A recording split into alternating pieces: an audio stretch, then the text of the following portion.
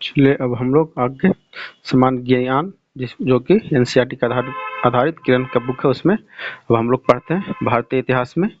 तो पिछला वीडियो में हम लोग क्या पढ़े, प्रागैतिहासिक भारत के बारे में, जिसमें पूरा पाषाण काल। अब पूरा पाषाण काल में कौन कौन, पूरा पाषाण काल, मध्य पूरा पाषाण काल और उत्तर पूरा पाषाण काल के बारे में हम लोग जानकारी प्राप्त कर चुके हैं। तो वो वीडियो देखिए, उसके बाद आगे देखिए। अब हम लोग पढ़ते हैं मध्यकालीन पाषाण काल।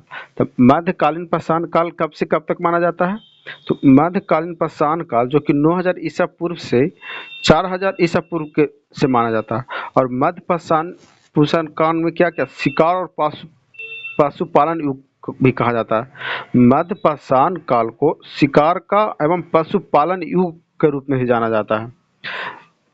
तो इसमें क्या क्या पढ़ लेते हैं। तो मध्य पाषाण कालीन मानव शिकार करके मछली पकड़ना, जंगली कंद मूल संग्रह कर उसे अपना पेट भरते थे।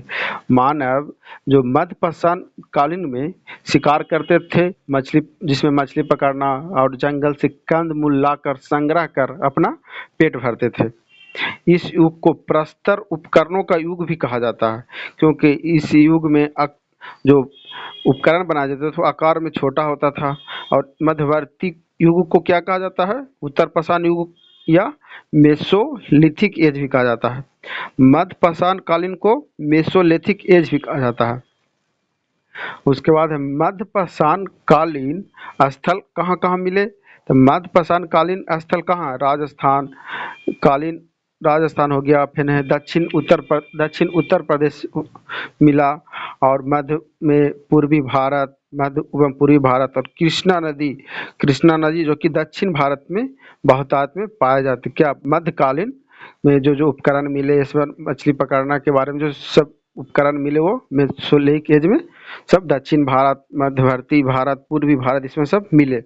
उसके बाद है राजस्थान के बागोर नामक स्थान से उत्खनन से क्या वहाँ क्या क्या मिला। राजस्थान के जो बागोर स्थान पर वहाँ से हम उसमें मिले सूक्ष्म पाषाण उद्योग मिले। यहाँ के निवासी में जीविका में क्या क्या करते थे? साधन शिकार और पशुपालन थे। और यह मानव बस्ती कहाँ कब तक कितने वर्ष पुराना है? तो 5,000 वर्ष पुराना मिला बागोर, जो कि राजस्थान के बागोर नामक स्थान को मिला। उसके बाद है मध्य प्रदेश। मध्य प्रदेश में आदमगढ़ और राजस्थान के बागोर में पशुपालन का प्राचीनतम साक्ष्य मिला, प्रमाण प्रस्तुत हुआ, जिस समय 5000 ईसा पूर्व हो सकता है। आज से 5000 ईसा पूर्व कह सकते हैं। मध्य पाषाण कालीन मगधा जो कि उत्तर प्रदेश के प्रतापगढ़ जिले में है। मगधा कहाँ है? उत्तर प्रदेश के प्रतापगढ़ जिले में। वहाँ पर क्या मिला? तो बड़ी मात्रा में हड्डी एवं सिंग से निर्मित उपकरण मिले। जो मध्य प्रदेश के मगधा जो कि मध्य पाषाण कालीन में महादहा जहाँ क्या मिला? उत्तर प्रदेश के प्रतापगढ़ जिले में है ये महादहा। वहाँ से क्या मिला?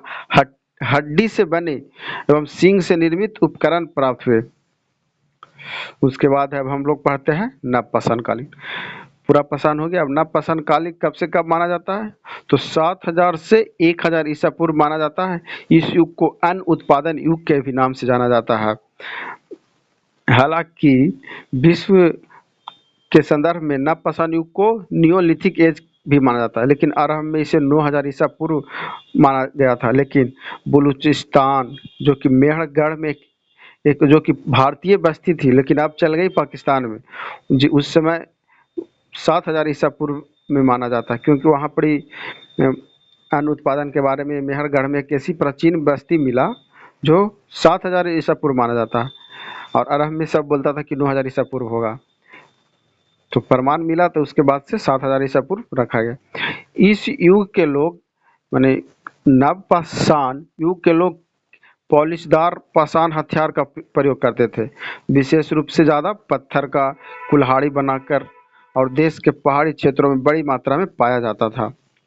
उसके बाद है नवपाषाण युग के निवासी सबसे पहले अन्न उगाने का श्रेय जाता है। अन्न उगाने का श्रेय किसको जाता है? तो नवपाषाण युग के निवासी, मतलब वहाँ के लोग जो रहते थे नवपाषाण युग में, वो सब अन्न उगाने का श्रेय जाता है, क्योंकि कृषि कार्य की प्रक्रिया पत्थर के कुदालों और नुकीले पाषाण डंडों से जमीन को खोदने या तोड़कर वहाँ पर ही कृषि कार्य किया करते थे। उसके बाद है पॉलिशदार। पॉलिशदार पाषाण हथियार के अतिरिक्त वे सूक्ष्म फलकों का भी प्रयोग करते थे नवपाषाण युग में।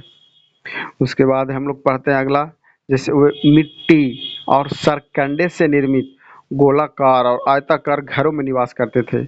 उस समय के लोग जो कि नवपाषाण काल के लोग क्या क्या करते थे, आयताघर का निर्माण कर बनाकर उसमें रहते थे या गोलाकार घर बनाकर रहते थे। और घर किससे बनाते थे, मिट्टी या सरकंडे से बनाते थे घर। इस युग में लोग घर बनाकर अस्थायी रूप से रहने भी लगे। मतलब नवपाषाण युग में मिट्टी से घर बनाकर वो अब अस्थायी रूप से एक जगह ठहर कर रहने लगे। उस जिसमें बुर्ज होम कश्मीर तथा चिरांद, बुर्ज होम कश्मीर तथा चिरांद जो कि छपरा सारण में है, उस समय पाषाणियों के लोग पॉलिशदार उपकरणों के अतिरिक्त बड़ी मात्रा में निर्मित उपकरण का भी प्रयोग करने लगे। बड़ी मात्रा में क्या, हड्डी से निर्मित उपकरण का प्रयोग करने लगे। तो ये सब कहाँ मिला, ये सब मिला बुर्ज होम कश्मीर और चिरांद। आज के इस वन में पाषाण युग नवपाषाण युग के जो उपकरण है बने थे हड्डी के, ये सब उस समय जो बने थे वह मिले, खुदाई के दौरान मिले। उसके बाद हम लोग पढ़ते हैं बुर्ज होम के लोग। तो बुर्ज होम के लोग क्या थे, धूसर मृतभांड का प्रयोग करते थे। धूसर मृतभांड का प्रयोग करते थे। और यहाँ कब्रों में पालतू कुत्ते भी मिले। जैसे मालिक उलिक कोई मर गया तो उसके साथ दफना दिया गया, तो खुदाई के दौरान जो मिला या उत्खनन के दौरान मिला तो सबके साथ कुत्ते का, तो इससे लगा कि उस समय कुत्ते को पालतू बनाया जाता था। इस काल के लोग कृषि के अतिरिक्त पशुपालन भी करते थे। किस काल के, तो नवपाषाण काल के लोग कृषि के अतिरिक्त क्या पशुपालन तक, पशुपालन में क्या क्या पालते थे, तो गाय पालते थे, बैल पालते थे, भेड़ बकरी ये सब पालते थे। उसके बाद मेहरगढ़ के नवपाषाण में उन्नत लोग क्या था, गेहूं जौ और रुई उपजाते थे। मेहरगढ़ से क्या क्या मिला, तो मेहरगढ़ से मिला क्या, गेहूं जौ रुई ये सब अब खुद मिला। जबकि इलाहाबाद के पास चावल उगाने का प्रमाण मिला। तो मेहरगढ़ से कौन कौन सा प्रमाण मिला, मेहरगढ़ से मिला नवपाषाण कानी लोग को लिए गेहूं जौ और रुई उपजाने का प्रमाण मिला। और जबकि जो कि इलाहाबाद, उत्तर प्रदेश के इलाहाबाद से चावल उगाने का प्रमाण मिला। उसके बाद हम लोग पढ़ते हैं आगे, नवपाषाण कालीन अनेक अस्थायी निवासियों के कृषि कार्य के कारण अनाज रखने तथा पकाने, खाने और पीने के लिए बर्तनों का भी बनाने के लिए मैंने महसूस हुआ तो वो बनाए। तो उसमें कुंभकारी प्रथा सर्वप्रथम इसी युग में परिलक्षित हुए। जो कुंभकारी प्रथा, तो कुंभकारी प्रथा में क्या क्या आरंभ हुआ, जैसे मृदभांड का निर्माण करना। बाद में मिट्टी के अधिकांश बर्तन मृदभांड का पहले हाथ से ही बनाते थे, लेकिन फिर चाक पर मृद बर्तन बनाने लगे। उसके बाद है इसमें पॉलिश युक्त काला मृदभांड भी बनाए, धूसर मृदभांड एवं मंद वर्ण मृदभांड भी नवपाषाण काल में बनाए। उसके बाद है नवपाषाण युग में सेल्ट, कुल्हाड़ी, बसलू, छेनी आदि का भी उपयोग करे। तो ये सब मिला कहाँ से उपकरण, उड़ीसा से, छोटा नागपुर के पठार के क्षेत्र में पाए गए थे। ये नवपाषाण में लोग क्या क्या बनाते थे या काम करते थे, वो सब छोटा नागपुर के पठार और उड़ीसा के अधिकांश क्षेत्रों में पाए गए। अब है कलांतर। कलांतर में मानव को लोगों का ज्ञान हो गया, उनकी चरम उन्नति का मार्ग भी बन गया। लोहे के फल से युक्त हलों के कारण मैदानी इलाकों में वनों को काटकर खेत बनाना और गहरी जुताई कर कृषि योग्य भूमि तैयार करना, जिससे विशेष उत्पादन होने के नगरीय जीवन का आरंभ हो चुका था। वीडियो अच्छी लगी तो लाइक एंड सब्सक्राइब करें।